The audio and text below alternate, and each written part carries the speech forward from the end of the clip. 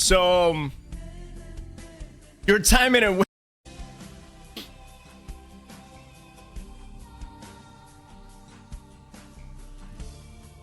means Twitch then? Yeah, it's probably Twitch. I'm actually froze when you were eating that.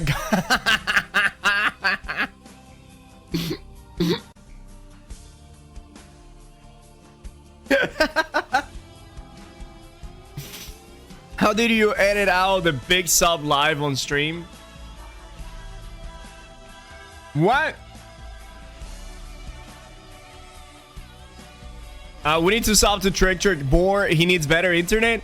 Blackout, you're not even sub. You're not even a sub. All right, anyways, here we go. Cross World Expedition with improved group finder. Can somebody type exclamation mark update to see if it works?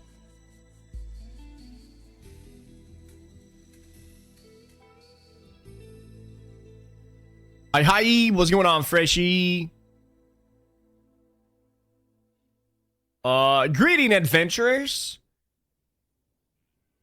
Your favorite expedition will offer less wait times and even more rewards when cross-world expeditions with improved group finders release on February 7th.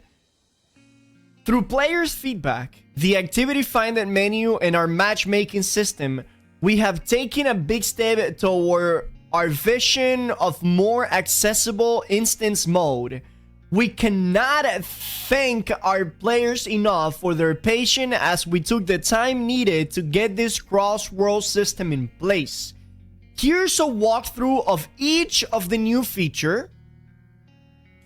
Plus details of our new bonus reward. Why no M3? Okay. Why no M3? No work good.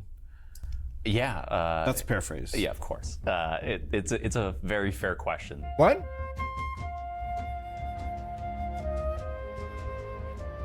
Hey everybody, welcome to Forged. Can you guys hear it? Where we talk about all things New World. Today we are here to talk about a kind of a set of features called Cross-World Expeditions and Improved Group Finder. And I'm joined with a few. Can you guys hear it? If you guys cannot hear it, we're gonna increase the volume. Loud and clear? Okay, perfect then. Why producer of the social team. What? And we'll just dive right in. So first we'll have a kind of a, we want to talk about the features and kind of. Yo, chat, thank you guys for the subs. Appreciate it. Marvy, wait, hold on. Exposed. Did I say thank you for the 5 months? If I didn't, my bad, but thank you. Mato, Saucy, Exposed, and Marvy. Love you guys. Thank you. Kind of give you a sense of what they are. And then hot off the presses, we have some community questions on the feature. And we're gonna answer them for you as best we can. All right. So with that, E, what is Cross-World Expedition and Improved Group Finder? Cross-World Expeditions is obviously the ability to make an expedition group across server, right? Which allows more players to congregate together. And then Improved Group Finder is this idea that we want to reduce the friction with the old Group Finder system, right? There was lobbies. It was more difficult than we intended for players to meet up and run these expeditions. So we're reducing that friction, adding some quality of life to actually be able to just click a button, get in a group, run the content. Right. Absolutely. And there's a lot of details around it, obviously. Can you do Group Finder before level 65? Like, you know how in early levels, like if you gotta do Amrine or whatever, can you do a Group Finder for Amrine as like a level 20? Luckily, Yes. Oh, fuck yeah. the questions that we gathered kind of will be a great place to dive into more detail. Oh on hell those. yeah, that's very good. That's very good. That's very nice. I guess for now, expeditions. So we have normal expeditions and mutated expeditions. So where does this fit in with that? It ultimately encompasses both. So players will be able to run what we call normal or vanilla expeditions, right? So Obviously, I think the first one starts at around level 30, and they'll be able to run all of those all the way up to the end game content, which will. But is an Ambrine level like level? You get the quest like around level 17, or maybe I might look into all the way back in the day. At what level do you get to Ambrine now? I have not done. I have not leveled a character anytime soon. 25. Ambrine, I think it's roughly 25. Okay, well there you go. Okay. It should be around 20. Mobs are like level 25. Yeah, that's what I'm saying. Ultimately, then we'll move players into the mutated expedition group, where they'll be able to run, M1s, M2s, etc. Yeah, and to skip the line a little bit, so M3s not being part of the feature, we'll talk more about it when we Wait, did they actually decided not to add M3 to this feature? get there. But this is really more. You can think of this as a kind of entry point. So it's hard to find groups across the board. I mean, it's especially hard to find groups for ascending the ladder. So like, I need to find an M2. Okay. So this system will hopefully kind of make it easier at least to get to M3 being unlocked. Right. So wait, hold on. Do they have plans to unlock in M3 like eventually down the road? This has been, you and me have been kind of working on some variation of Group Finder for a while. It all started with Lobby Finder, which shipped. We just looked it up. I was looking forward to doing M3s with complete randoms. I really was looking forward doing that. I was genuinely looking forward just having a great experience doing M3s with complete randoms. Plus, how many of you would like to do like PvE with me and shit, if we're like in different servers?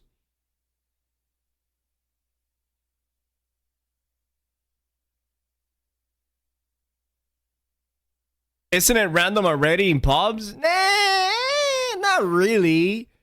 Because they can still see your class and they can decline your or accept you, 20. Yeah, address this question. Okay. I think summer of 2022 is when it initially came out. Yeah. Both longer and shorter. Than we I know, think. right?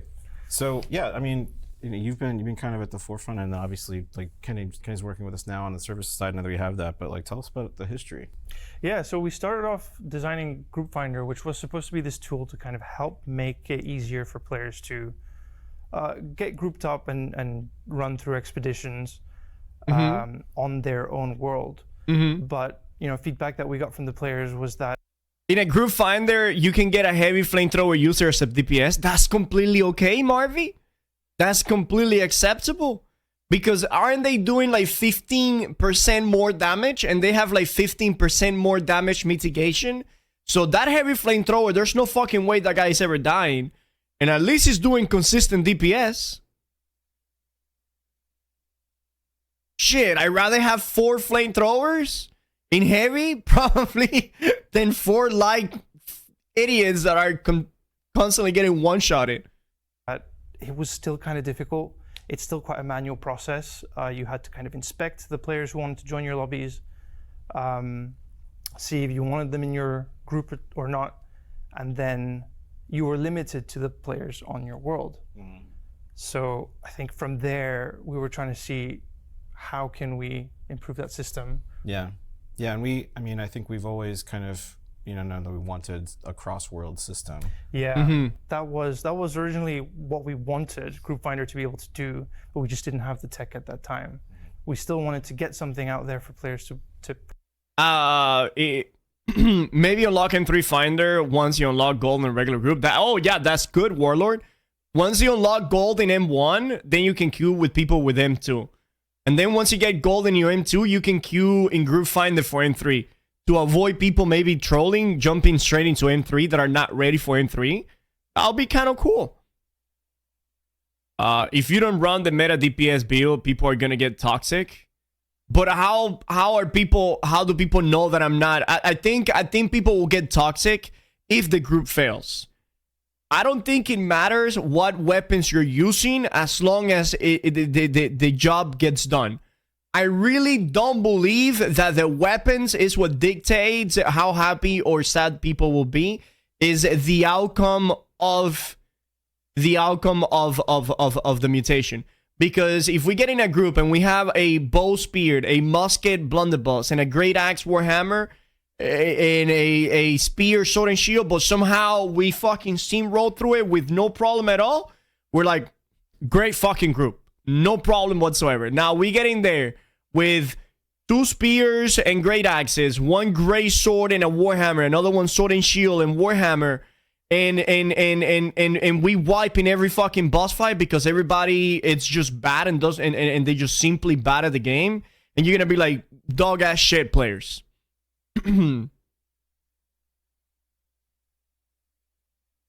So you can abuse the system anyway. I mean, you can change the gear set in the dungeon anyway. I mean, yeah, of course, but they can kick you out. You can be voted off from the group. But like being voted off from the group, it's delaying everything. Like if somebody if somebody gets into an M3 and one of the DPS is like Firestaff Blunderbuss, first of all, you cannot kick them like right away. You have to wait like a little bit of time, like 5 to 10 minutes before you can kick them. And at that point, just either leave the group, block this person, report them, or kick them, and then. But that is not gonna happen, boys. Believe me. This troll mentality that people have, this toxic mentality that people have, this is not the norm. This will happen, but it would happen every once in a blue moon. This is not going to be the normal thing where people are just gonna go in there fucking running naked, throwing runs on purpose because that is what they woke up and decided to do that day. Trick, what vengeance last perk, please? Blessed.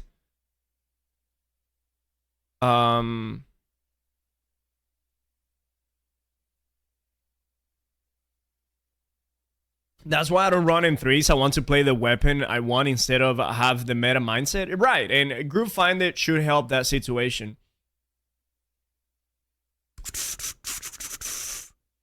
I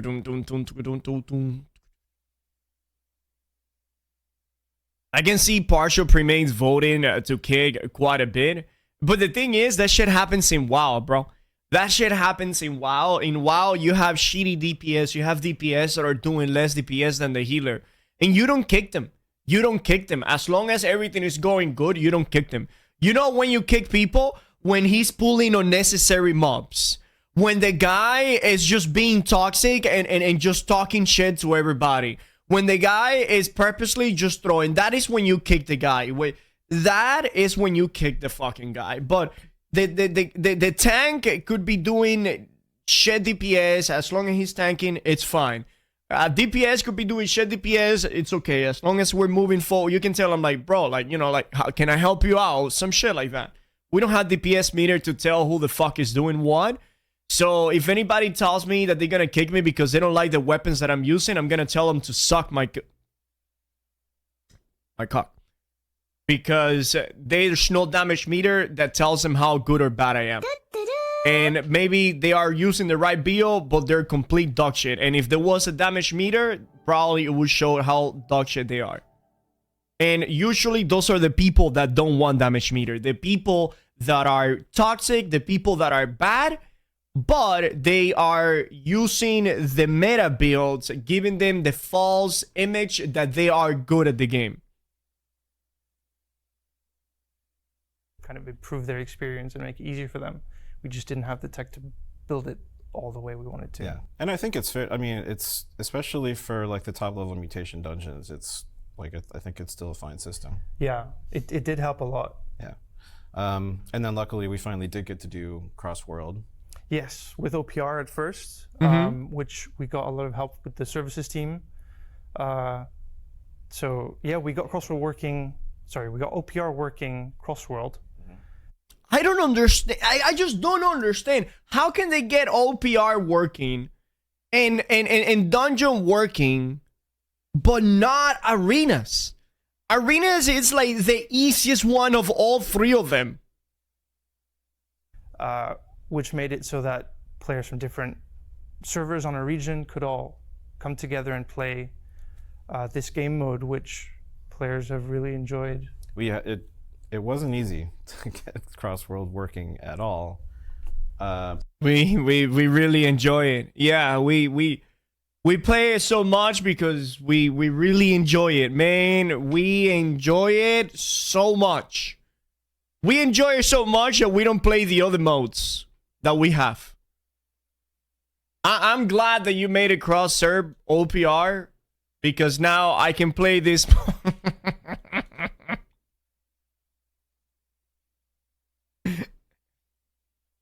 Oh shit, it's a number problem. There are way more dungeon instances than OPR instances. They have to essentially send you to another server when you do a cross world, and that's hard to do when there's more than 10 instances going at a time.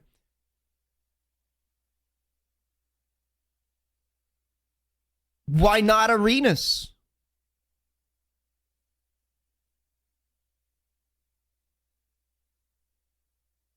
Zero enthusiasm when they all say, no, that's because they're all tired after working very fucking hard.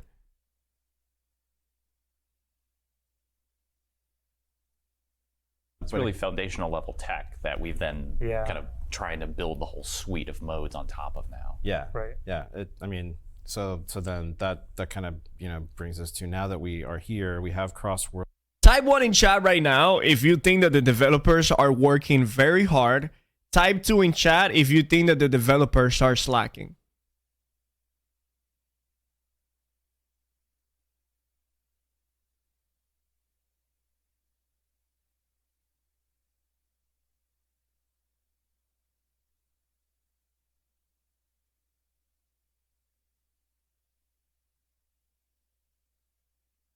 At least it's not that bad, but it's... So what do we got? 1, 2, 3, 4, 5, 6, 7, 8 that they're working hard. And there was like 15 that they're not working hard. You guys are dicks, bro. There's no hope for you guys. How can you guys put a 2, bro?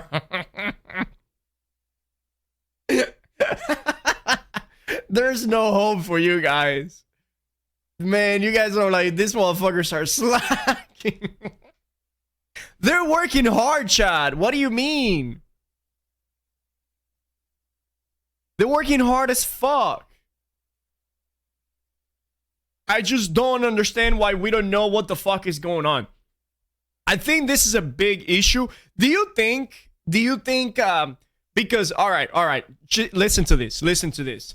How many people by typing 1 in chat enjoy whenever the developers don't tell you what the fuck they're working on, and all of a sudden they go like, whoa, this is all we got. Boom, new raid, new dungeon, new weapon, new system, and you go like, ah, right? Or, gamers, this is what we're working on, and it's gonna be releasing 3 months from now. The PTR for this gameplay is coming in 1 month from now, and there's nothing is secret, right? Nothing is a secret. The thing is, a bunch of people is like, I used to enjoy when video games were not PTR'd, and you were just, everything was a surprise, and the developers will never tell you what's coming, and you know, everything was good and fresh. Now everybody knows everything is happening. The marketplace changes in price 2 months before it changes. I don't know what's going on. I don't know how to make money because the people that are playing the PTR know how to do everything. They ruin the game. There's no time. It's all a bunch of meta chasers knowing what the next meta is going to be. Hold on, let me let my cut out.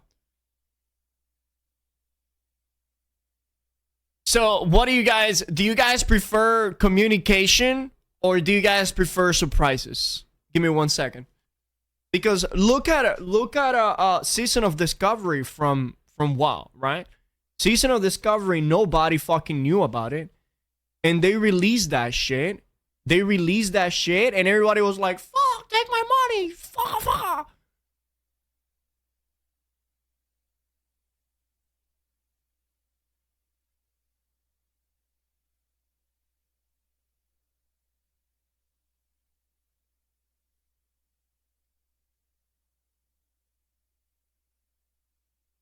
You know? sense of discovery was better than already knowing before it launches. So yeah, you see, we're like kind of like separated over here. In one side, people are saying like, these motherfuckers are not doing anything. They haven't done what they're working on, and the last thing they told us is that we have to wait until like May before we get something. And then, but the thing is that are not saying that. You know what they're saying? The game is dead. The game is dead. This motherfucker haven't said anything. Like, oh my god, I cannot wait for the good things that are coming. Because everybody's just full of negativity and shit. You guys want me to hear? You know what? Fake my own roadmap. Are you guys ready for this? All right. I'm gonna roadmap. Here we go. Bing. Okay. So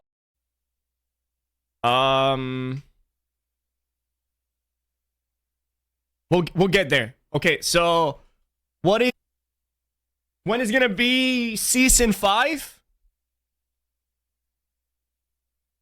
We're getting beats and pieces? What?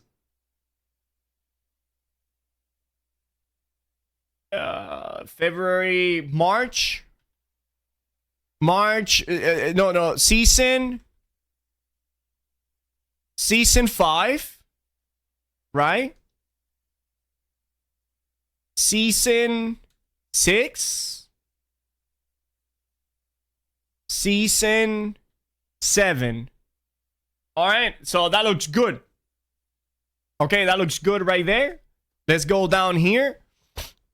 For season 5. For season 5, let me put some more spaces right here. Hold on. 1, 2, 3. 1, 2, 1, 2, 1, 2, 1, 2. Okay, for season 5, new combat system. The one that they promised us, but they never fucking released. Okay, hold on. Let me play some goddamn music. The one they promised us, but the one that they never fucking released. Okay. We have mounts in OPR. Okay. Mounts in OPR. We are Chat, this is very serious. Okay, this is very serious. Dead ass. I'm not kidding.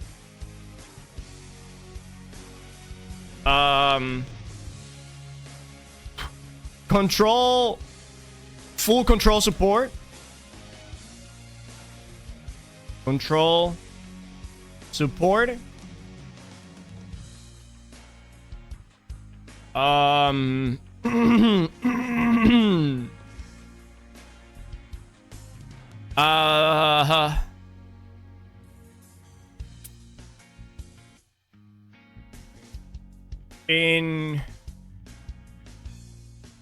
me think.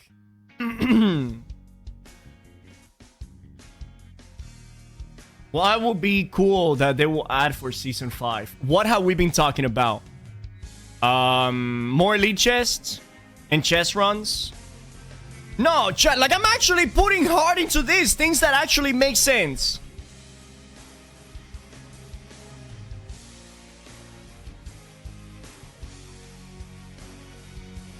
Okay. You guys don't know what this word over here says? I'm gonna keep it like that for secret. Okay.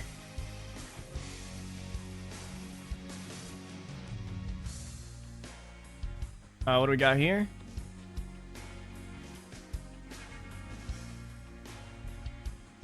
This is very scuffed. All right, don't look at this. Beautiful. All right, season 6. In season 6, we're gonna get. Season 7 is gonna be the expansion, by the way. I think season 7 is gonna be the expansion. But anyways. Swimming. I'm completely fucking serious, guys. Okay.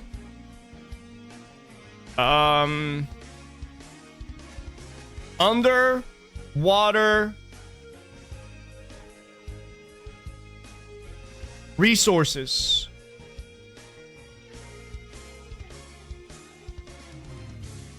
Okay. Shit, alright. We getting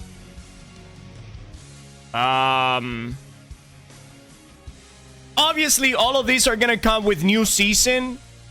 Okay, with new season pass. You know, season pass and seasonal events. Like all of these are coming, right? Like these are obvious. Makes sense?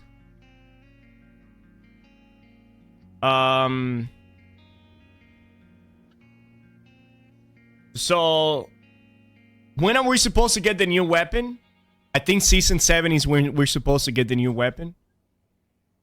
Or did they say one weapon a year? No, they need to release one weapon every patch, chat. No, not every patch. Every new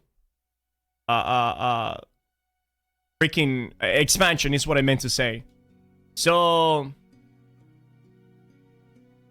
okay.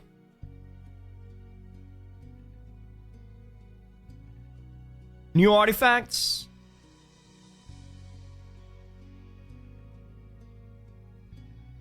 New artifacts. Great axe. Bow. And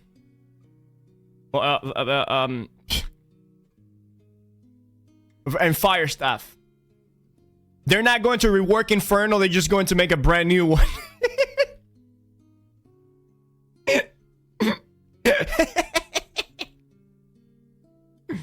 Okay. Let me see. Underwater dungeon. Boom, baby. Look at that. Doosh, doosh, doosh, doosh. Okay, here we go. For season 7 / expansion. Boom, baby. So I forgot to did I say I forgot to put like cross server dungeons right here, of course.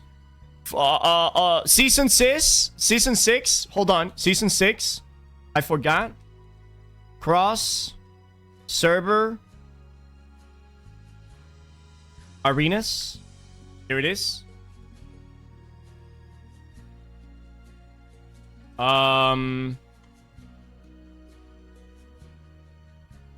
Here we go. Season 7, and this is when the expansion comes out.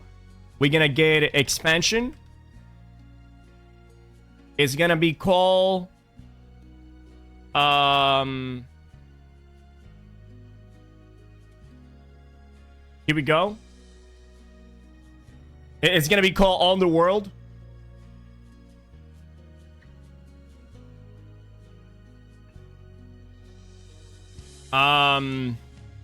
Nice. We're going to be having. Oops. I'm sorry, Charlie. This is scuffed. All right. New weapon. We are going to have.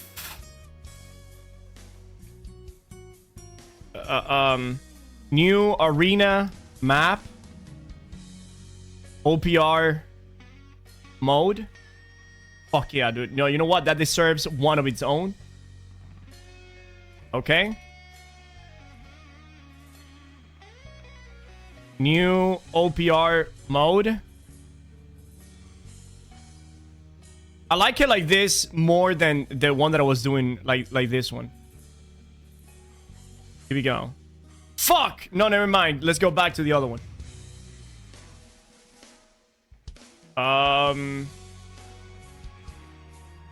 What else we have?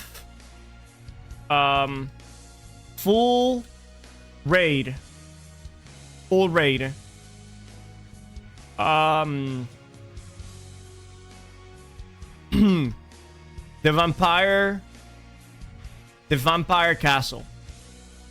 Here we go. Full raid vampire castle.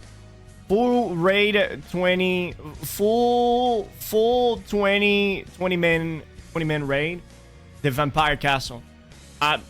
Name it's still decided. Undecided. What do we have? Let's see. Changes to open world PvP. Beautiful. We have Season 7 is big, chat. Season 7 is fucking big. New mounts. Or new mount. But I should leave it like that. We are getting new zone. We are getting a new dungeon. We are getting a new hard rune.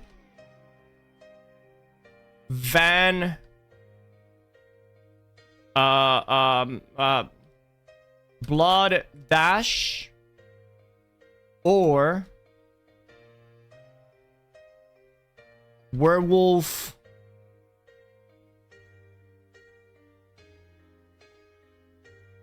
All right, there you go. Beautiful.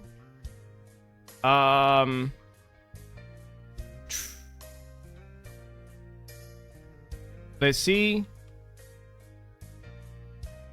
Rework old weapons and hard runes.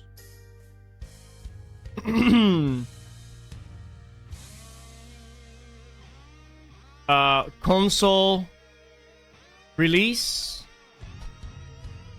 I think that's pretty good. This is actually and generally my expectations for the next year of New World.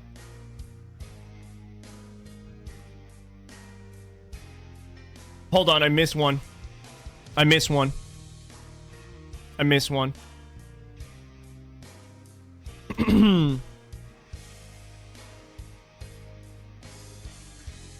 There you go.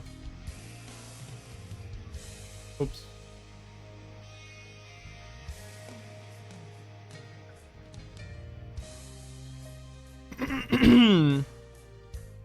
So what do you guys think?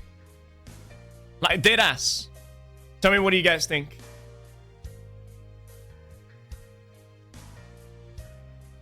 Is it too much copium? Too much hopium? No shot?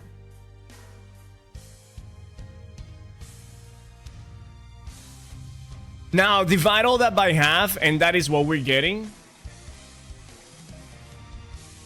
Which half? You didn't put one of my suggestions? Because these are my suggestions, Fungi. This is what I think, not what you think.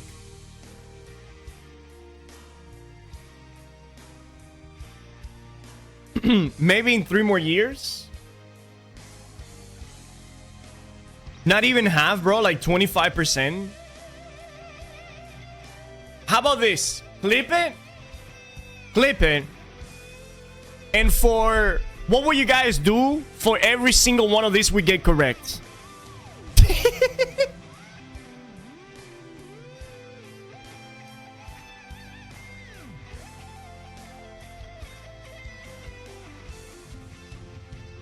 If they don't bring this out, the game won't even make it in three more years. They don't have 3 years. Once another mode comes out, the game is over. Nah, that's not true.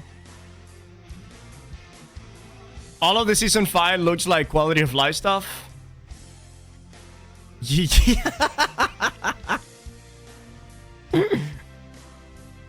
And again, the season pass and seasonal event, it's for all of them, all right? In like 3 years, Trick is playing a dwarf. What the fuck will you think I will be playing a dwarf? Do I look like a dwarf to you?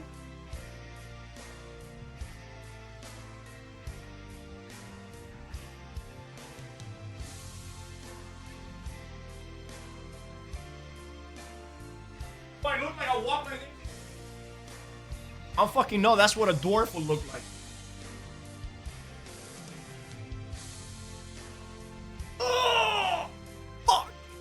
Hit the back of my fucking heel with the chair.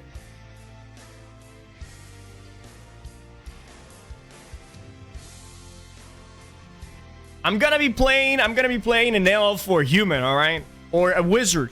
I'm gonna be a wizard. What is their kind? They have like their own name.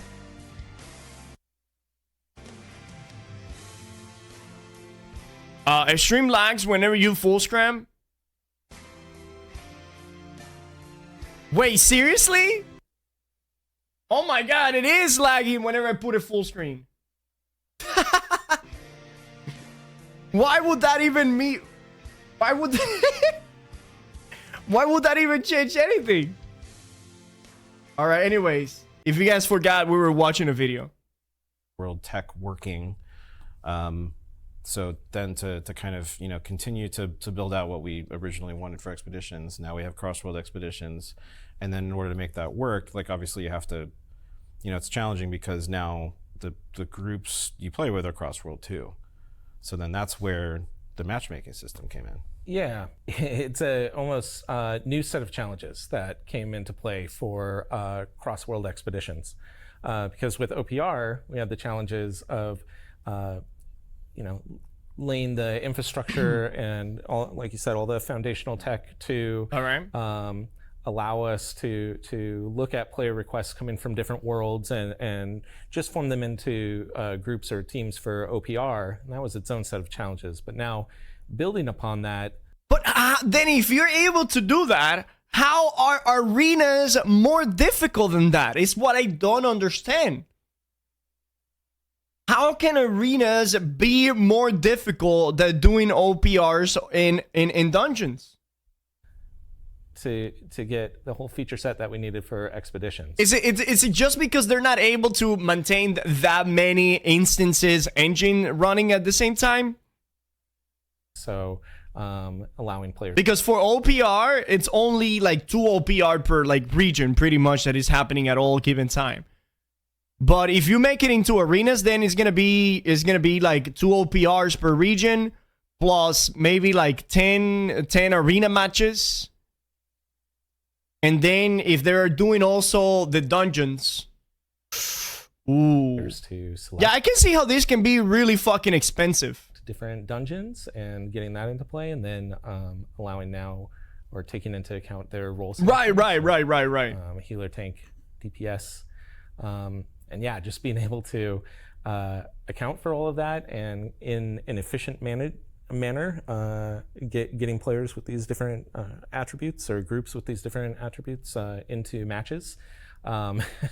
It's been really fun and exciting to build that over the... There should be a rating on players.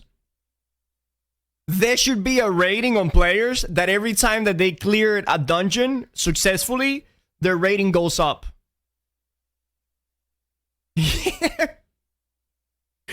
To see who's shared and who's not, bro. Like a Raider IO kind of thing. Like a hidden MMR, yeah. Well, like, yeah, something like that. Like a hidden MMR, I don't know. It's a hidden, or do you want it to be exposed? Over the past few months. It's just that I'm all about my numbers going up. This is really what it's been my entire fucking life, chat. My entire fucking life it's been about competition and seeing my numbers go up. Here, I'm gonna tell you guys a little story about myself when I was a little kid. All right. When I was a kid, when I was in 5th grade, or no, actually when I was in fourth grade, I joined the Boy Scout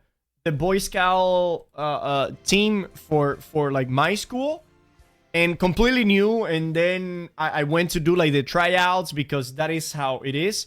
So basically, how it is, there's like a bunch of competitions. And if you're good in some of those competitions, right, then you are part of the team. And there were 2 competitions that I was really good at. One was in like navigation, right, where they would just drop me in the middle of the forest. They will give me like a direction to run, and I will have to. So I had a notepad with me. I had a compass. And you had to navigate yourself through in the jungle, and you need to find signs that guide you where the location that you need to go to. But the thing is, you need to write every single one of the signs that you see on the road. And then at the end of that, there's 2 scores that are added. The time that it took you to complete the track and how many signs you took that you saw, right? So if there was 100 signs and you saw all 100 signs and you did land nav. Yeah, basically like land nav, sand. And the other one that I was really good at was finishing the sentence knowledge. So basically, there would be like a big board, right? There would be like a big board that had like a cover, right? And then I will have like a bunch of answers on the left right here. And then they will unveil the cover. And there will be a bunch of unfinished sentence with like facts and stuff like that. And I needed to finish those. Really, really fucking good at those 2 challenges. So I made the team, right? So I made the team. And I had to, literally, boys, I skipped my entire 6th grade. From the beginning of my 6th grade, the Boy Scout competitions in Cuba started. And at first, right, like it's like your schools, the schools that are in your city. And then after that, it goes to like state, and then it goes to... So in the municipal, I fucking killed it. I did super fucking good. And then on the state, once again, I did super good. Really good in the state. They send you to like the countryside, which is like where the... What is it called? The headquarters of the Boy Scout, is. And kids from all over Cuba, chat. Kids from all over Cuba, teams from Cuba go there. And you can see which state has like the biggest program. Because some states, they will bring like 20 motherfuckers. There will only be like 2 motherfuckers. Like, for example, mine, it was only myself and another girl that made it. Nobody else made it from my state. It was like 160 kids over there. And there is a big ass fucking leaderboard. Big ass leaderboards. And every kid has 2 competitions. And the squad leaders have three competitions, right? And the competitions from archery to land navigation to the knowledge that I was telling you, to doing knots and disassembling knots, and also doing creating compass in the sand. They blindfold you, right? They blindfold you, and it falls off, and you need to put your wooden compass on the floor, and by the direction of the sun, they ask you like, okay, where's like northeast? And you look at the sun, you put the compass down. So that kind of thing. There were a bunch of competitions, right? There were a bunch of competitions. And the first competition that I did on LavNav, I got completely fucking lost. I missed one of the signs, and I ended up in the middle of the fucking nowhere. And I finished it when eventually fucking I found the camp. And so on the very first competition that I did of that, 0 fucking points. And I remember the instructor that was assigned to me, the dude was a fucking piece of shit. Like, the dude was never there. And then this full story. Wait, am I lagging, chat, or is it good? Do I not full screen so I'm not lagging?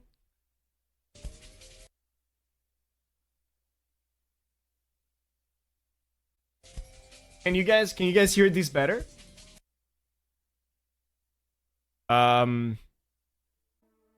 Shit. But anyways, chat. My instructor was like, please don't use full screen webcam, hard lag. What is this lag? Lagging a lot. Okay, so yeah, no full screen. Are we good now? Been lagging this whole story? Then what the fuck? You guys don't say anything. You guys just sit there not saying anything, and what the fuck do I expect?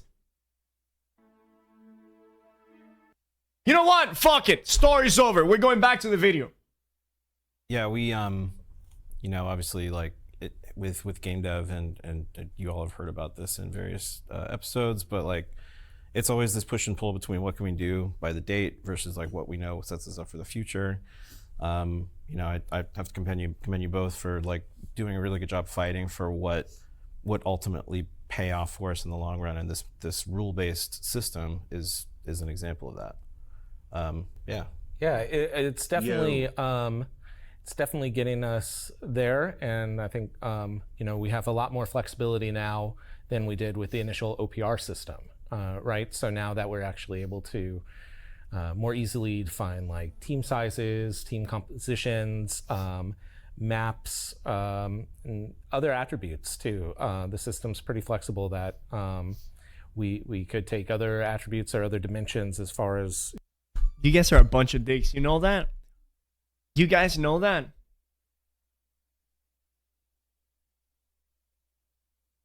I hope you guys go for a drive today, and whenever you go to sit in the car, there's a dick in the seat, and you get dicked on.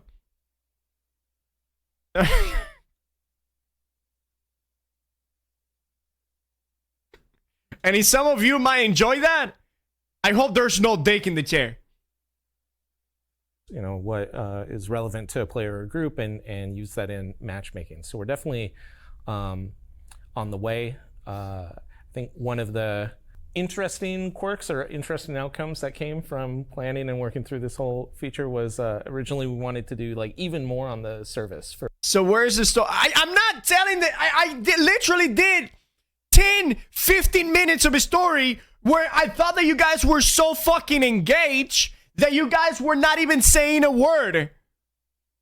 And then I come to find out 10, 15 minutes later that you guys haven't heard a fucking word. Dicks in you. What? Pinga sucia. For like that kind of initial criteria evaluation, like checking gear scores and other requirements like that. But that was something I haven't heard that. Scheduling. Chat, I'm distracted. We're not listening to the video. You guys are not taking this serious. And other requirements like that, but that was something, you know, scheduling wise, it made sense to have server or social pick up. But, you know, potentially that's something we look at in the future, and, you know, what gives us the greatest flexibility and kind of greatest speed in iterating on these rules. Yeah. We're definitely making progress. Hell yeah, I believe so. Absolutely. Like working with the services team has but been... not some of you. Some of you like, these guys are slacking. Pretty awesome. Like you built a system which is flexible enough for us on the server side to do all of the checks that we need to do to make sure that players qualify for all the activities that they want to queue for during the matchmaking. So working with you and having you build the tools for our designers to be able to use the attributes that the game sends out to the server, Musket. and then use that God for damn it, I don't need more matching muskets. these players together. It's been pretty cool. Listen, this was a full screen moment. Imagine that I just put this on full screen. All right, imagine that full screen. Full screen. Musket. It's my new favorite weapon. Right up there with blunderbuss and firestaff. I never would have ever fucking thought that I would have ever say those words. Musket, the new musket. And I'm not talking 5 constitution, 1 ability, moonstone musket. This shit? Freaking North Korea? I am talking. What kind of King Jong-un fucking AK-47 is this bullshit? Trick, let me. What the fuck in the Communist Party is this shit? Let me man? fucking talk, Trick. What kind of fucking Cuban Communist Republic revolution I get it. bullshit is this? Shit. Huh. No, nobody has taken your job, Trick. No, I thought this was America. it is. Alright, he's done. Anyways, the new musket, chat, with traps and grenades, it is so Dude, god damn it, I don't need more muskets. cool. I don't need much muskets other than me. Anybody else that played musket, you're a piece of shit.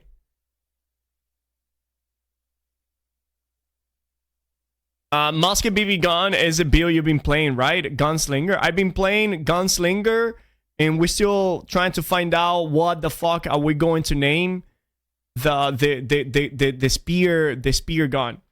The spear gun. Talking about the Gunslinger video coming out tomorrow. And look at the thumbnail that we made, baby. Look at that. I'm super proud. Look at that, baby. The Gunslinger coming out tomorrow. Pew, pew, pew, pew, pew, with a fucking blunderbuss and musket. It's gonna be out here tomorrow, dude. I cannot wait. Drake, I'm dying to sell all the legendary fishes I got. Dude, me too. Me too, baby.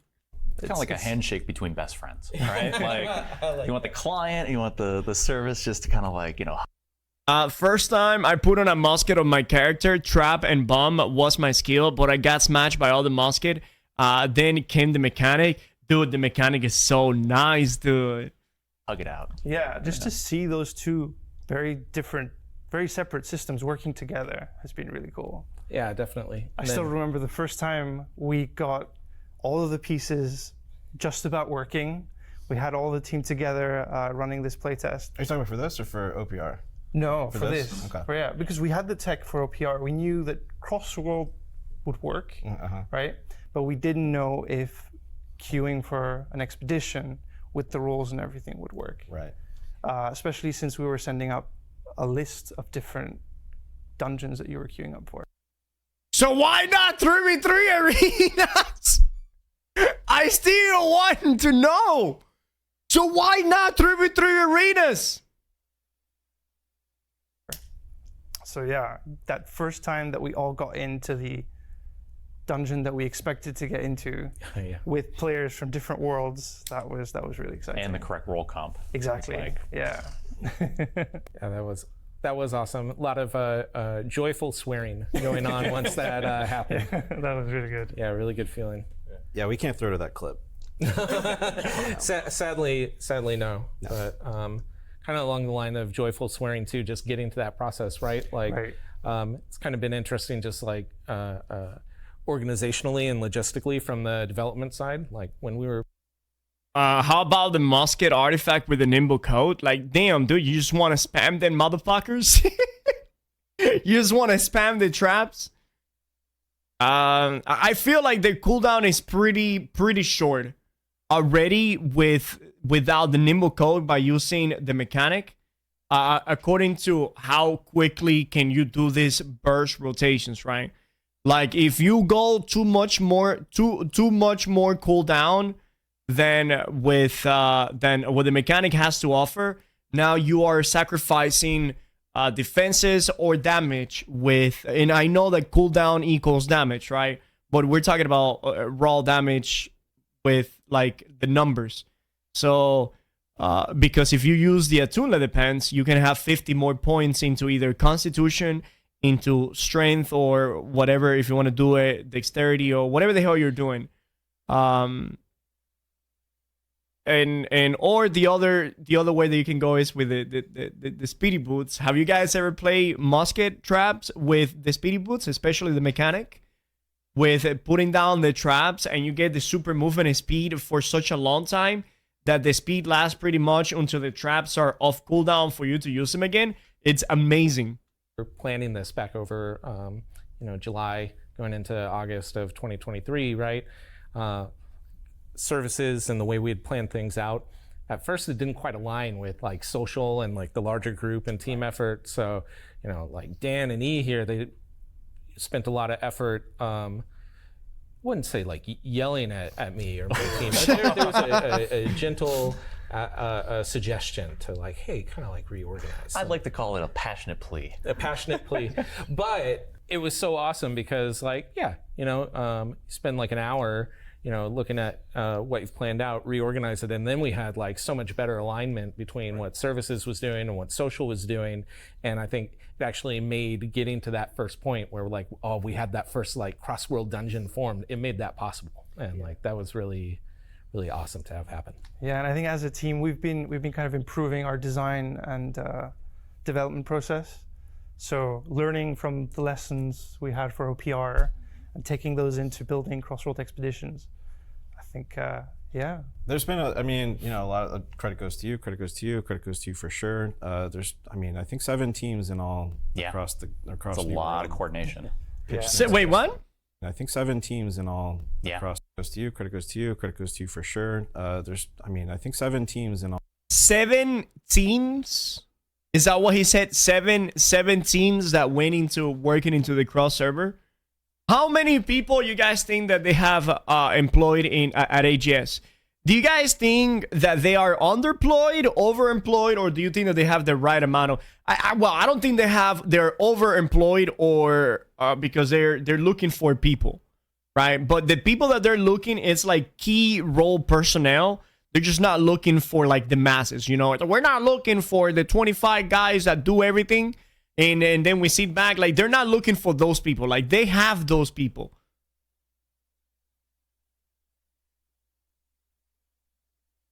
The entire crew. How many employees? Like deadass. How many employees you guys think that work at AGS? And how many employees are dedicated to New World? Like deadass. I want to know. Type a number from 1 to how many employees are usually working on a game.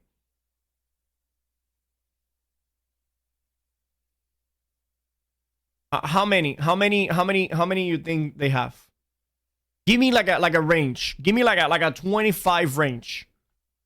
Like from 125 to 150. From 25 to 50 people working. I have no clue whatsoever.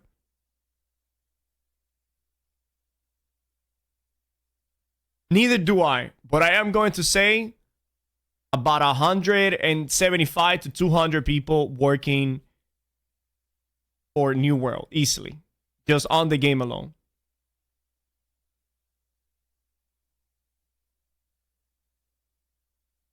$150 to $275. I mean, $250 to $275. All right. AGS is easily 1,000 people. AGS as a whole, yes, but I'm saying like dedicated to New World. I'm not talking about the people that are working on the Lord of the Ring or the people that are working on other projects. To create the game or just to maintain it? No, that's it. Like now, the people that are working at AGS for New World, the credit list is like 200. So yeah, that's what I say. About to 175 to 200 people. Google says it's 184 total in 2020. Yeah, but 2020 was before the layoff, and 2020 was before New World, right? So we need to know meow. 7 teams. I'm assuming that about 10 people each. So right now I will guess. But I mean, he didn't say that all of the teams worked on it. He said that 7 teams. So we can say that they have easily maybe 70 plus people just that we're talking about, because that has nothing to do with the art team. That has nothing to do with the music team. That has nothing to do with a combat design team,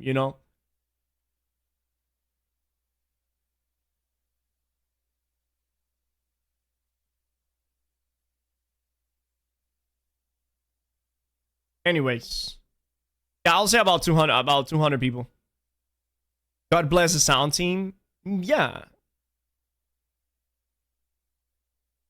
I mean, the game is, again, the game is good.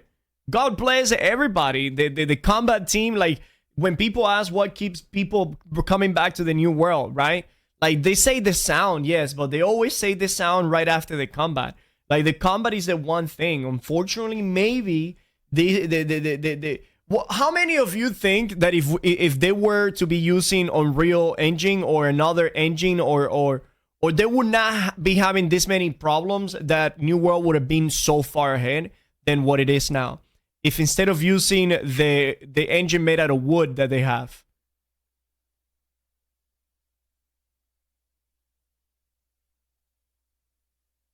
I think obviously right now it's too late for them to change after all of the things that they have, all of the effort that they have added into the engine and the game, and every single one of them knows how to work with this engine by this point. So all they have to do now is just refine it. And did they create their own engine? Yeah.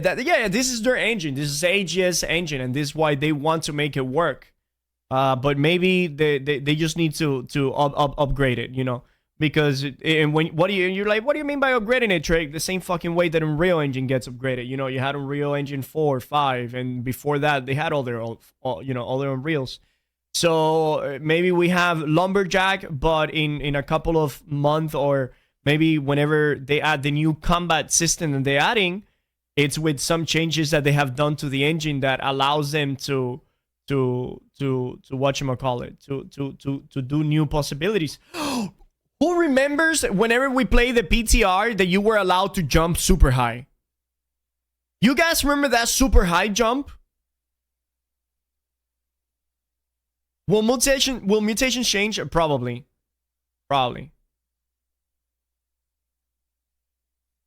Yeah, right. When you were like jumping in place, I think that was like the season 3 PTR, right? That jump looked really smooth. Obviously, it was high as fuck. But what if that is like a new jumping mechanic that they've been working on, where you could be jumping in any direction, but in that smoothness, and obviously caught it by a fucking ton. Like, okay, how about this? How many of you, by typing 1 in chat right now, has played Enshrouded? Like this is a really fucking quick question. How many of you have played Enshrouded? Okay, Clean was taken. I have played it. Sensei Smoke has played it. I know Fresh has played it. Yuri has played it. Okay, what about this? What if they were to take the smoothness of jumping from Enshrouded and the smoothness of your character moving, not the entire, because I don't want to change New World completely. But you know how New World has like a clunkiness when it comes to like jumping, like going vertical and going off the ground. For those of you that have played Enshrouded, if they were to play a little bit of smoothness and like the way that you jump in Enshrouded, the way that you jump in New World, bro, it will feel so incredibly good. For those of you that don't know, Enshrouded has an incredibly smooth trajectory. Like in Enshrouded, you can move around the world like you own the world, bro. You don't ever feel stuck, and if you feel stuck, you can find a way out. The jumping is very smooth. Okay, and I'm gonna give you a prime example on how this is also like involved with the terrain and shit like that. How many of you have played OPR? Every fucking one of you have played OPR. How many fucking times have you been in the ramparts of the OPR, or you're trying to go upstairs and your character goes a little, not even like half of your character, no, like 25% of your character goes a little bit off the stairs or off the ledge, and your character goes like all the way fucking down, and you fall down. You're like, son of a bitch. It's like a fucking slippery slope. It's like, this is the way that the rampart looks, but it's actually like this, and you can only walk over here. If you get too close over here, your character fucking falls down. So we need, like, I don't know, man, just smoothness. I feel like New World Combat is really, really smooth as long as you keep it on a flat surface. On a flat surface. The moment that you start adding terrain to it, the game becomes really fucking clunky. You are attacking, and all of a sudden there's a little pebble, and you stop everything you do it to do this. To get on top of the pebble. You with a flamethrower, and then the whole combat fucking stops. And you could be running, there's something you don't see, and you're fucking running in place because there's a rock that you don't fucking see. It is so clunky when anything that is just not a flat surface, it immediately becomes super clunky. And that's why the new arena, while the new arena, it's amazing because of all of the LOS aspects and all of the verticalities that it have, it is extremely fucking annoying in times because there is a bunch of edges that your character gets stuck. There's a bunch of edges that your character does like a little tumble thingy. Like how many times in the new arena, the desert arena, when you're inside of the spawning inside of the spawning room fighting, and you get too close to the pillar has a square surface next to it, a square foundation that allows your character to climb it, and you could be fighting somebody or trying to run, and your character goes like, oh, climb it, boop, boop, and fucking stop everything he's doing to climb that little fucking ledge, and that shit gets you killed all the time, or prevents you from getting a kill. All Yeah. across It's a lot of coordination. So anyways, smoothness. That is what 100% what we need. Nerf fire cyber. So, you know, everybody who couldn't be here with us because the table's only so big. Do this. Thanks PEX, thanks WEX, thanks UX. Yeah. Servers. Services, social. Oh crap! Now I've forgotten somebody. Whoever forgot, I'm sorry. Yeah. But Oh yeah, wait, they were mentioning the now I teams forgot right there. somebody. Whoever PEX. So, you know, everybody who couldn't be here with us because the table's only so big. Thanks thanks PEX, thanks WEX, thanks UX. Yeah. Servers. Services, social. Oh crap! Now Servers, services, social, UI, PEX. What was the other one he said? I forgot. I've forgotten somebody. Whoever forgot, I'm sorry. You see, we all forgetting. But yeah, no, it's We'll put in the notes. Wex? What the fuck is Wex? I've just it's X-Wex? been amazing.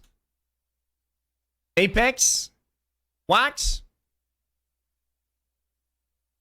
Player experience and world experience. Who are player experience? Us? Bro, there's no fucking way they have player experience in there, bro.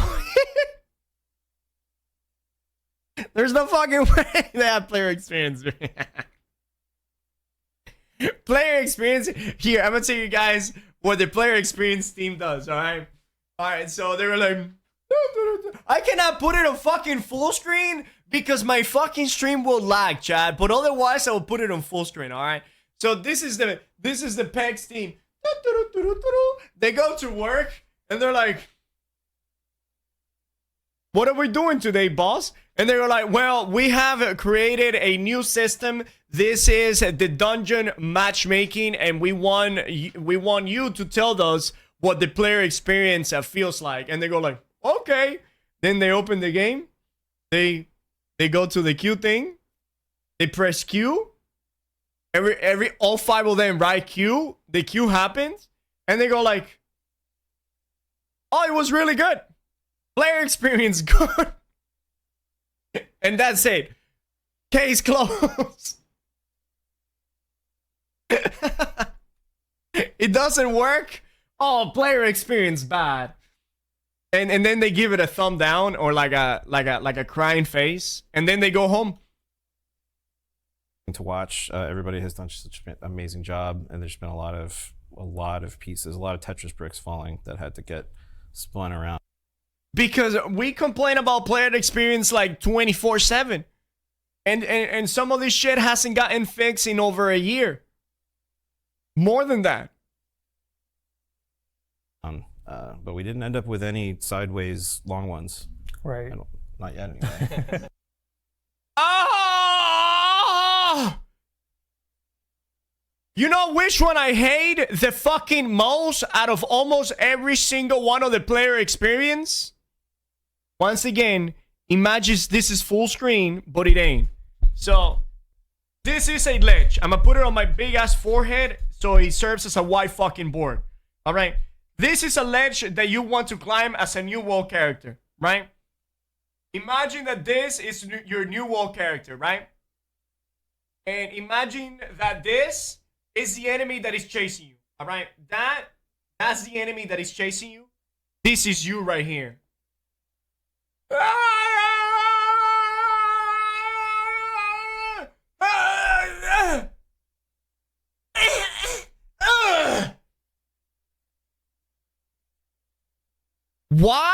do you fly backwards 1 fucking meter when you're trying to climb something and something hits you in the ass, chat? Why? Why does your character goes whenever you're trying to climb something? The thing is that it doesn't even like unclimb you on the spot. No, you fly backwards, bro. What is that shit? That is such an annoying freaking feature.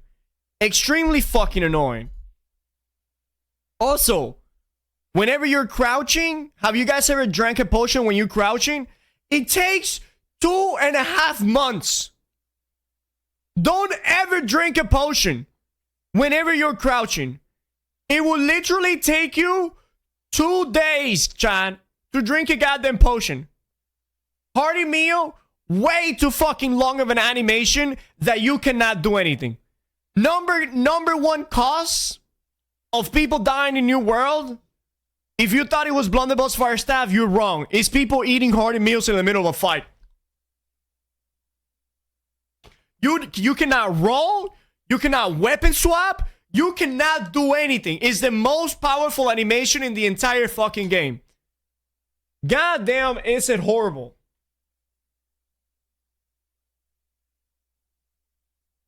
But I like to drink when taking cancel my animation when you move to a small rock that is annoying to, and then the animation and then the spell goes on cooldown. Right? When you're about to use a spell and then you get interrupted and the spell is nowhere to be seen, and you're like John Travolta.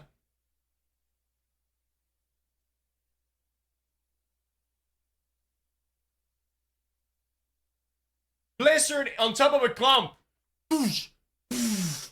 Blizzard on top of yourself. Because that's exactly what you wanted. That's exactly what you wanted. Running to a sacred ground because I'm 20% health, right? I'm 20% health, and I have 2 enemies behind me. I'm running to a sacred ground. It's green. It looks green. Holy shit, it's a green sacred ground. 5 meters, 3 meters, 2 meters, 1 meter. Oh, it's fucking red. Oh, it turned out that the circle was red all fucking long, but it wouldn't fucking tell me 30 meters away. No, it tells me 1 meter fucking away when I'm already on top of it. I spent my whole fucking stamina bar. Same scenario, but picture it with an ice fucking shower. Ice shower. 3 dudes behind you. Pants on their knees. Running towards you. You're like, oh my god, ice shower. Yes, I know what ice shower does. It gives me speed and it roots them in place. It's a white ass ice shower. Christmas snow. You're running, white, 10 meters, 5 meters, it's still white, 4 meters, 3, 2, 1, boom, all of a sudden it turns fucking red. You're fucking stuck. And the 3 dudes, super fast. And now, not only can you not move, but the 3 guys are moving faster. And you get fucked and cocked.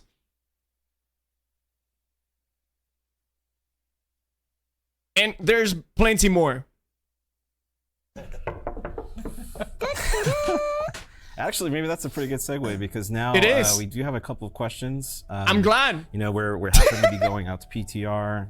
That was a very good segue. Feature for the first time, and they got some questions for us. So, without further ado, we got 3 winners. Thank you for the follow. First one being, why no M3? Holy fella, thank you so very much for the sub. Appreciate you. No work good. Yeah, that's a paraphrase. Yeah, of course. It's a very fair question. Why no M3s? Ultimately, you know,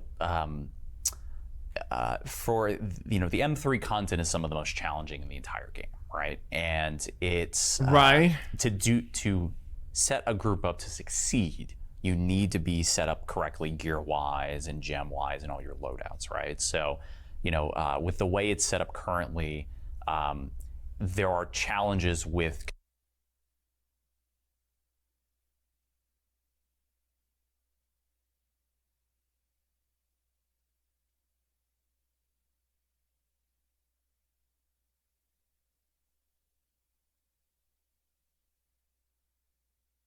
Wonder why they did that, by the way. I wonder what the decision is from Amazon to make like a where to get.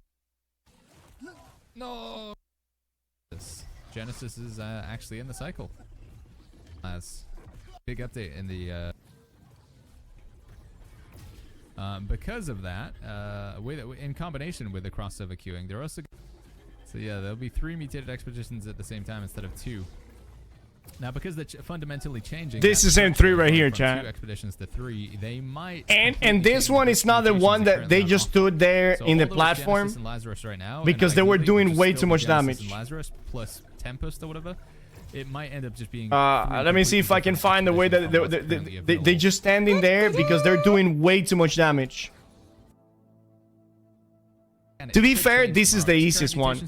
But the thing is, all of them become easy at one point. You said mutations avoid an arcane. No, this week's all of them are easy. They just. Deeps. It's on me.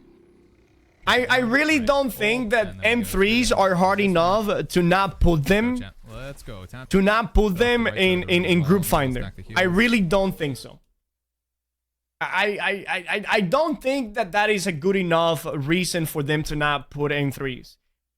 Kind of doing the one-click kind of functionality with that particular setup. So ultimately, you know, for kind of the first release, we wanted to kind of reduce simplicity, utilize kind of the legacy group finder, and ultimately. But for the average player, I mean, the average player can do M1 and M2 first. Do a test and run M3s. You will see. Oh, I'm aware of it. I am aware that it's crazy. But how are you going to gather data if you don't give them the opportunity to do it even to begin with? Like, how can they say that it's going to be too difficult for people if they're not even giving them the chance? How about you release it and you leave it out for 1 month, and after taking data after 1 month, you were like, we have decided to take M3 out of it because we have noticed that it actually creates more friction than solution. So to make a better player experience, we have decided to remove M3. Not saying, oh, we don't think you guys are good enough, so we're not going to even give you M3s. Like, what the fuck? This makes no sense. Just make sure that we have a system that can, you know, grow into that. And the hope, though, is that since we are able to use, you know, vanilla expeditions and mutated, we can help get more players through to M1 and then M2 and ultimately get into that M3 bucket. And, you know, we are going to, of course, listen to players. So, you know, if that's something that players want us to solve for, you know, I think they can. Yes, players want you guys to allow us to do M3s. Yeah, like we talked about. Like because again, they are already empowered by 15% armor and damage. Still do have the lobby finder. Right. Actually, some of the cool stuff about the new screen that houses all this stuff is a new like activities menu, as we call it. And you know, we've done something. And the thing again, dude, 15% base damage they're gonna get. They're going to be doing pretty much the same damage as light users in heavy. It's gonna be fine, dude. It's gonna be fucking fine. You can grab 4 heavy and 1 healer, 1 tank out of the 4 heavies, and they just gang bang in there with 15% more defenses and 15% more damage. They're gonna have a good time. Things to improve the visibility of how many lobbies are in which mutation level, vanilla as well. I just don't get why people wanted MMO to be easy. I don't think they wanted MMO to be easy. I think what they just want is they don't want for players to have unnecessary problems. But at the same time, they're limiting themselves from an incredible amount of data and player feedback, right? They are like a parent that I'm like, no, my kid doesn't like that. No, that's not healthy for my kid, you know. And the kid is like 15 and sitting back there like, Mom, let me play or something. Like, you know, how about you let the kid try it? Obviously, at an age, you know, like, I'm not gonna fucking let my 3-year-old with a 4 go into an outlet because I know the fucking outcome of that. But them saying that they're not going to release M3, that is like telling your kid that he's 15, like, no, you're not gonna go and try out for professional football because you're not good enough. Bro, what? Let him fucking try out. What if he's good enough? What if he likes it? He's gonna come back home and tell you, thank you for allowing us doing that shit. If he goes there and he gets beat the fuck up, then he will be like, Dad, you were absolutely fucking right. I'm not ready for that. But let us be the ones that tell you guys, don't assume for us. Especially when it's something as easy as this. What they're doing is unnecessary. It is. Again, it 100% is. They want to eliminate unnecessary frictions, but they are cocking themselves from an incredible amount of feedback. But yeah, I mean, you know, I think we definitely hear you. It'd be wonderful to have cross. A lot of M3 mechanics will eat some people alive, which will turn into Griffin, and the rest will try and that are trying to know, and that will be an amazing feedback for them. If they see that 90% of the player base is fucking stuck in a specific fight, then they probably should address that fight. Now, if they see that 100% of the player base breeze through a fight with 0% of fail rate, then that should also be enough data for them to maybe spice that shit up. But if you give them everybody an easy mode, M1 and M2, then what the fuck are you getting out of it? It's like letting your kid play, but with a bunch of fucking protective layer that he's moving around like this. He's playing soccer with freaking, with a riot shield around him because you don't want him to get hurt. World here as well, but you know, for now, I think more players are going to get to M3 to be able to play. Yeah, give us the opportunity. Question number 2: is the group finder going to adhere to particular compositions for groups and gear requirements for roles? Suhai? Yes, in a way. The cross-role expeditions and improved group finder is going to adhere to our new role requirements and role system. So when you queue up for an expedition or mutation, you're going to have to select a role and you have to qualify for that role. So we have a bunch of checks in place to make sure that not only the experience for you, but for your group as a whole is as good as it can be. Now that said, you know, we're not locking you into that. So let me go a little bit more in depth of what he's saying. So whenever you are going to queue, for those of you that have not seen the feature at all, so essentially what it is you open the group finder menu, right? And it's going to have the tank, the DPS, and the healer. For like regular and M2, the requirements are different. And what I mean by the requirement different is just like the numbers. For example, for like a regular dungeon, if you're going to queue as a healer, and it might only require like 150 focus, right? But for like an M1, they're like, oh, yo, no, we require that you have 200 focus minimum.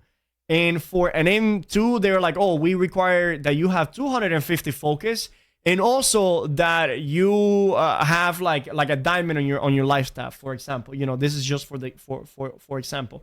And the same for the tank. The tank, they say that you cannot queue as a tank unless you have like Carnelian in one of your weapons, and that you have like an X amount of constitution. And for the DPS, I don't even remember if there was like a real requirement for the DPS. But yeah, there's some requirements that go into the group finder. Role quite yet. We want to see how the players interact with the system, and we are, you know, listening to feedback. If we see any issues with that, we'll see what we can do to address it. Yeah, this is one where, you know, even the legacy group finder system couldn't, you know, you couldn't guarantee that you're going to stay within the role. So, right. You know, it is something we looked at and we spec'd out to make the cut for V1. We'll see. We'll see how it goes. Oh yeah. And then there's one last bit of this. Are there any systems in place to punish bad actors? We've got our penalty for Deserter penalty. That's right. So if you leave an expedition prematurely, if you leave on your own, Okay. you will receive a penalty. You won't be able to rejoin for that type of activity for a certain amount of time. still tuning all the values. Yep. If you are misbehaving, Can you guys, while we at it, if there's any dev right here, how about this? Since he said that you guys could be tuning down the values, that means that you guys have full control of the punishment value of the timer that they cannot queue back into the arena. Can you guys do a great fucking solid and please cut the value of OPR by at least 50 fucking %? So instead of being an entire fucking hour, it's at least 30 minutes. Please and fucking thank you. 1 hour for leaving an OPR is way too fucking long.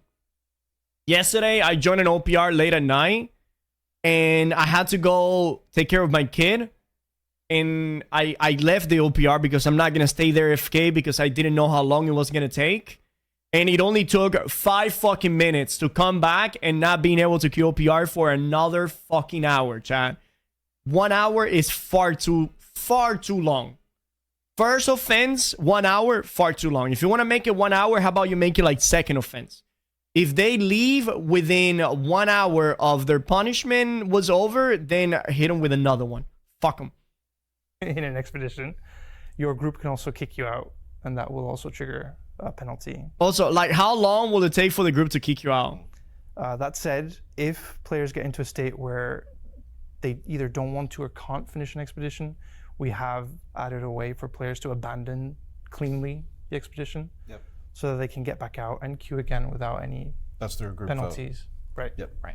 And we do have the backfill system, so that way if we do need to exit left a particular player, we are able to hopefully find a replacement without having to disperse that group. Okay. Not hopefully.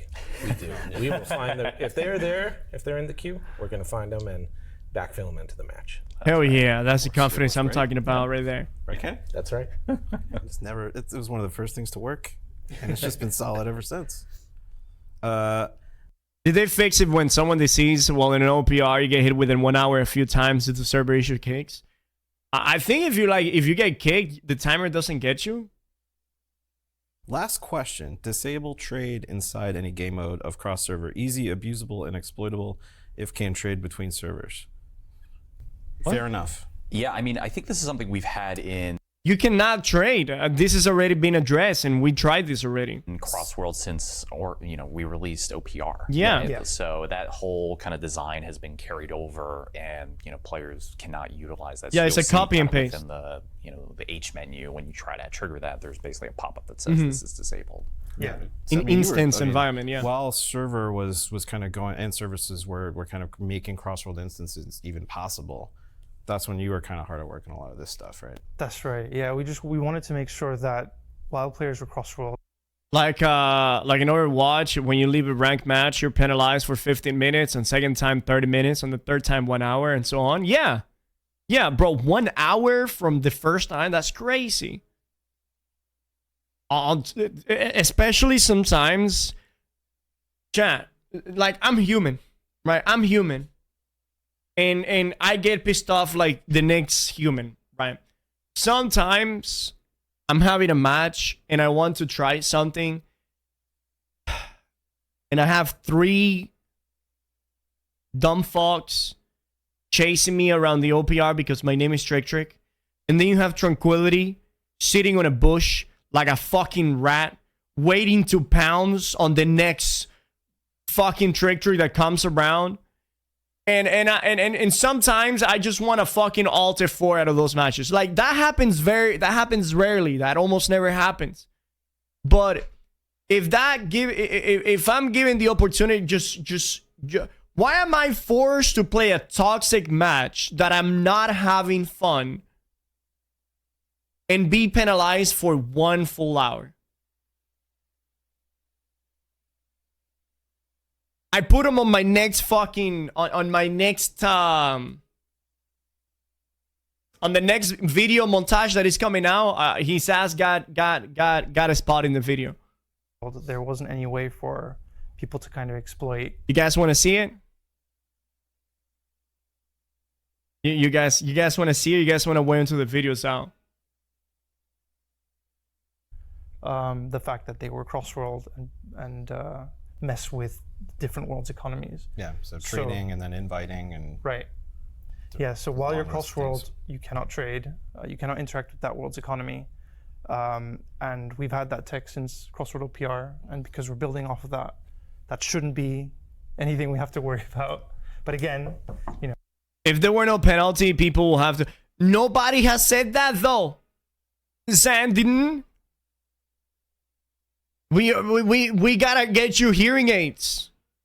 Nobody ever said anything about no penalty. 30 minutes, first offense. Not 1 hour. 30 minutes is still a lot of time, but if you know how minutes and hours work, 30 minutes it's half of one entire hour, which it's a lot of time. You know, we're watching, and if you do anything weird, we're gonna come for you. Kenny's gonna come for you. And speaking of community questions, here's one for you. All right. What mode would you like to see go cross-world next? If you liked watching, be sure to like and subscribe, and we'll see you in a tournament. What do you think the answer is going to be? One, we're looking at the menus with crafting. We're making sure that there's a smaller amount in that, so I can visually look at that menu and say, okay, you know, these are the things that I want, instead of trying to parse through and figure out what's going on. Two, we're just cutting a lot of the food. There's a lot of food that just doesn't have as much value. All of it. All of it. Especially whenever you release a new one, none of the other ones have any fucking value. You know why? Because the other foods are not used for the new foods. You know why? Because you guys are creating complete and brand new recipes all of a sudden that is better than the other fucking resources, you know? All of a sudden you make bananas and you make everything banana, and now all of the other resources in the games that were the, you know, like all of the other food that we have created are no longer usable. In my opinion, there should be at least 3 ways to make 48 food. If you're going to make the Constitution food, there should be 1, 2, and 3 ways to get there. There should not just be one way, because what that does is completely ruins one market out of, you know, like, and all of those food that were created are completely useless, and now you have absolutely no purpose. You could take literally like 3 to 4 resources of one of the new recipes and make it just one of the old foods. Like, you could have made a Constitution food instead of banana pudding or banana or whatever the fuck the Constitution is, and you could have made it fucking bear chanks with banana glaze, which it literally takes the 40 Constitution food that we had, which I forgot which one it is already, with the new item, the banana, and now you have the new 48 Constitution food. Thus, adding value to the new item that you added and keeping the value of the old item. But instead, you make a whole new fucking item, making all of the other items completely fucking useless. God damn, it's not only a simpler system, it is an easier system. You guys have to create way less fucking recipes and items, and it's much simpler for everybody. You don't have to clutter the profession with 3,800 different recipes. You can keep a simple fucking organized recipe. You don't need to create a whole new fucking dish. You can just add a new recipe to the dish. The fried pork, the fried rice with pork that you had, that was intelligence and constitution, you could simply add a new recipe. Fried rice for fuck with fucking rice and fried plantains. You're just adding an extra side order to the same dish to keep value to fucking end. It's so simple.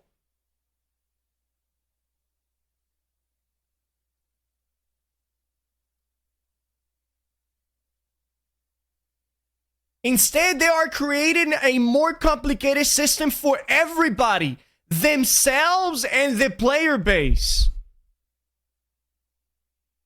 And there's fucking telling me that there is a player experience team? Anyways, let's go play video games. No, hold on. We gotta read more of this. The activity finder. First visit the activities at formerly modes tab in the game. Yeah, exactly. So activities, this is gonna be the new thing that you're gonna click on right here. Boop.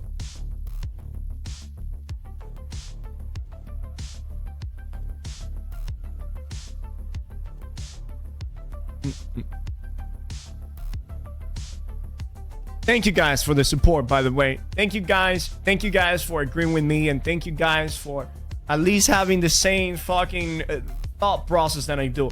It's just that cooking is extremely complicated, chat. We have 48,000 legendary fish that are completely forgotten and have been irrelevant pretty much since Brimstone came out, bro. When Brimstone came out and released the new armadillo food, all of the food that we have from that point, it became completely irrelevant. They didn't even add to that. And then what did they do? They go on for another year, and then they make new food, and they make not only the food that was before that irrelevant, but the one before that extra fucking irrelevant. And you will just keep adding shit on top of shit on top of shit, and eventually you're full of shit, and you have room for no more shit. And then shit is everywhere. And then you're like, oh my god, how did that shit ended up over there? And you're having bugs all over the fucking place because you're full of shit. Because you just don't add simple fucking system. You guys keep adding on top of shit instead of making things more simple. And this is why the market goes to shit. This looks very good though. The way that